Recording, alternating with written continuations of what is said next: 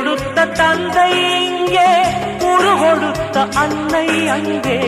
இன்ப துன்பம் எது வந்தாலும் பங்கு கொள்ளும் சொந்தம் எங்கே?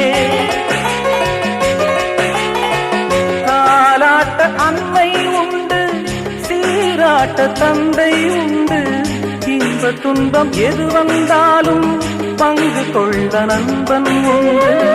ஒரு தாயின் பிள்ளை போல உருவான சொந்தம் கொண்டு வரும் காலம் யாவும் வெல்ல இணைந்த கைகள் என்றும் உண்டு.